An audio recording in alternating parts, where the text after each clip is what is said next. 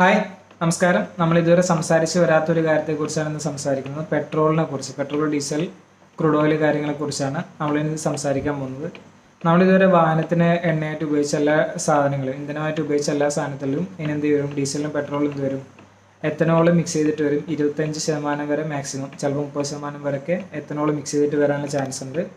എന്തായാലും ഒരു തീരുമാനം ആയിക്കഴിഞ്ഞു, ഇനി അങ്ങോട്ടേക്ക് അത് വരും. അപ്പോൾ അതിനെക്കുറിച്ചുള്ള ഗുണങ്ങളെ ദോഷങ്ങളെക്കുറിച്ച് ഒരു ചർച്ച ചെയ്യുന്നൊരു വീഡിയോ ഇറക്കണം എന്ന് ആഗ്രഹിക്കുകയാണ്. നിങ്ങളുടെ കാര്യങ്ങളൊന്ന് കമൻറ്റ് ചെയ്യുക. ഏറ്റവും പ്രധാനപ്പെട്ട പോരായ്മകൾ എന്ന് പറയുന്നത് കൊറോഷന്.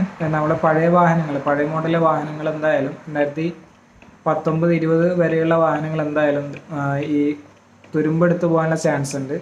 പിന്നെ അതോടൊപ്പം തന്നെ മൈലേജ് കുറയാനുള്ള കാര്യം എന്ന് വെച്ചാൽ ഈ പെട്രോൾ, എത്തനോൾ വന്നു കഴിഞ്ഞാൽ അതിലേക്ക് ഇത് വെള്ളത്തെ ആഗിരണം ചെയ്യാൻ ശേഷിയുള്ളതാണ്. അപ്പോൾ എന്ത് ചെയ്യും?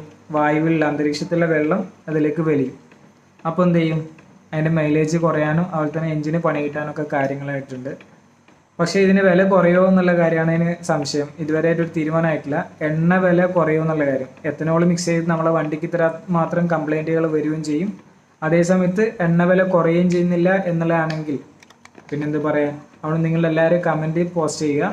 അതിനനുസരിച്ച് നമ്മളുടെ പ്രതിഷേധ വീഡിയോ ആയിക്കോട്ടെ, എന്തോ ആയിക്കോട്ടെ, നമ്മളത് ഇവിടെ വീണ്ടും പോസ്റ്റ് ചെയ്യുന്നതായിരിക്കും. നിങ്ങളെല്ലാവരും സപ്പോർട്ടിന് ആഗ്രഹിക്കുന്നു. Okay, thank you.